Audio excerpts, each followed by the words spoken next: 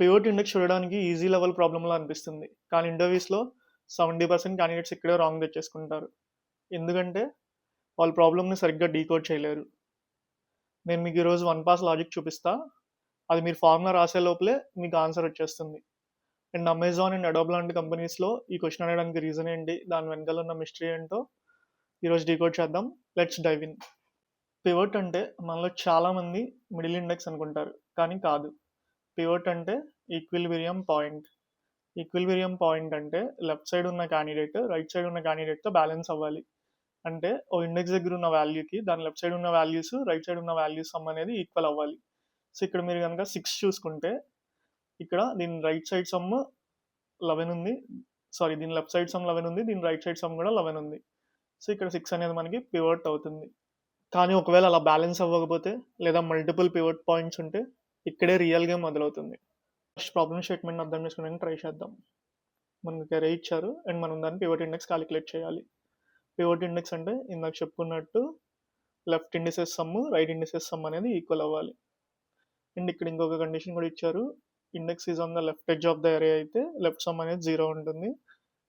ఎందుకంటే అరే ఆఫ్ 0కి లెఫ్ట్ సైడ్లో ఏముండవు కాబట్టి దాని left some 0. Same applies to the right, అంటే రైట్ ఎడ్జ్కి కూడా దాని రైట్లో ఎలిమెంట్స్ ఏముండవు, అంటే లాస్ట్ ఎలిమెంట్కి కూడా దాని రైట్లో వాల్యూస్ ఏముండవు. సో అది కూడా 0 అవుతుంది రైట్ సమ్ అనేది.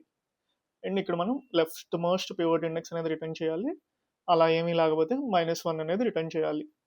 ఫస్ట్ దీన్ని అందరూ సాల్వ్ చేసేటట్టే బ్రూట్ ఫోర్స్ అప్రోచ్ వాడి సాల్వ్ చేద్దాం. ఫస్ట్ నేను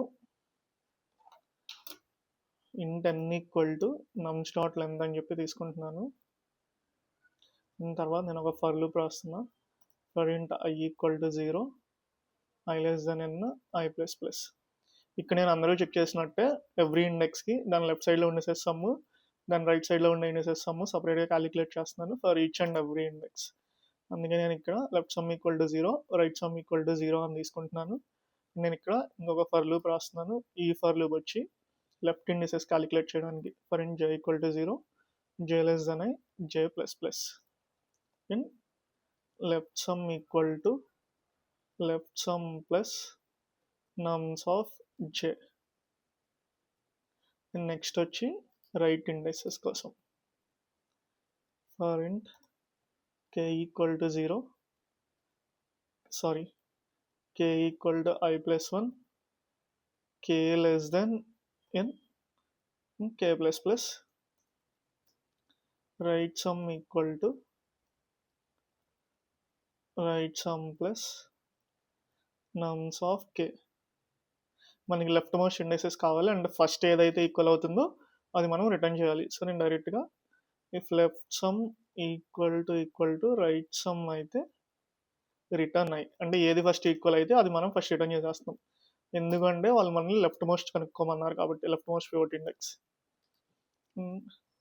ఏమీ దొరకకపోతే -1 అనేది రిటర్న్ చేస్తాం. సో ఇది మన కోడ్, ఇది మన బ్రూట్ ఫోర్స్ కోడ్. ఇక్కడ మనం 2 నెస్టెడ్ లూప్స్ వాడాము. సో ఇక్కడ మన టైం కాంప్లెక్సిటీ అనేది O ఆఫ్ n² అవుతుంది. ఫస్ట్ దీన్ని టెస్ట్ చేద్దాం.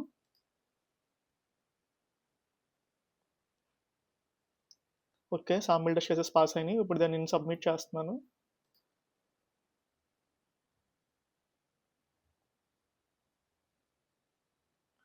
ఓకే, కోడ్ అయితే పాస్ అయింది. కానీ నువ్వు ఇదే కోడ్ ఇంటర్వ్యూలో సబ్మిట్ చేస్తే వాళ్ళు యాక్సెప్ట్ చేస్తారనుకుంటున్నావా? చేయరు.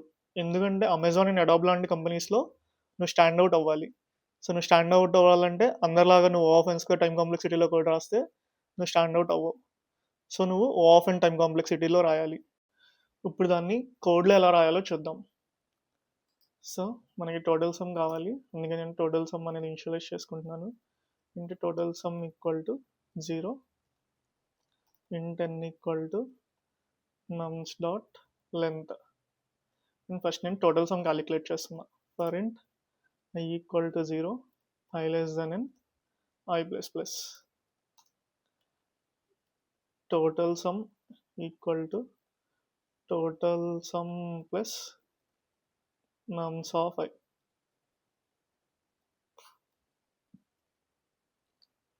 సో ఫస్ట్ అయితే నేను టోటల్ సమ్ క్యాలిక్యులేట్ చేసుకున్నాను.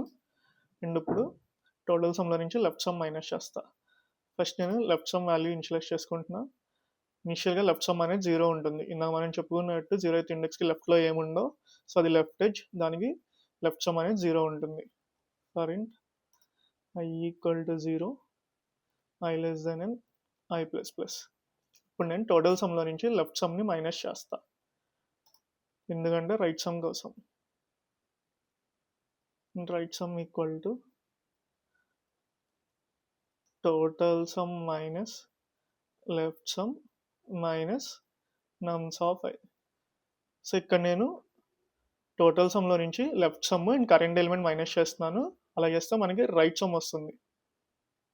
అండ్ ఇక్కడ if write some equal to left some, write some కనుక లెఫ్ట్ సమ్కి ఈక్వల్ అయితే మనం ఆ ఇండెక్స్ని రిటర్న్ చేస్తాం. ఫస్ట్ ఇండెక్స్ని రిటర్న్ చేసేస్తాం, ఎందుకంటే మనకి లెఫ్ట్ మోస్ట్ ఇండెక్స్ కావాలి కాబట్టి. రిటర్న్ అయ్యి అండ్ ఇక్కడ నేను లెఫ్ట్ సమ్లో కరెంట్ వాల్యూని యాడ్ చేస్తున్నా, ఎందుకంటే ఇది నెక్స్ట్ వచ్చే వాల్యూస్కి లెఫ్ట్ సమ్ అవుతుంది కాబట్టి current value. So left sum plus equal to నమ్స్ of i. And ఒకవేళ మనకి ఏం దొరకకపోతే -1 రిటర్న్ చేస్తాం, రిటర్న్ -1.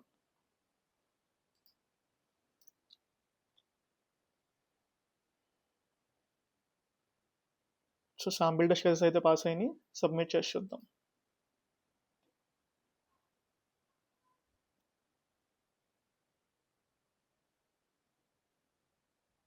చూసారు కదా, ఇందాక 5% కాంప్లెక్సిటీ మాత్రమే బీట్ చేసింది, అండ్ ఇప్పుడు బీట్స్ 97.94%, అంటే ఆల్మోస్ట్ మనం 100% మందిని బీట్ చేసాం. No let's get into dry run. ఇది మనకి ఇచ్చినారే 1 7 3 6 5 6.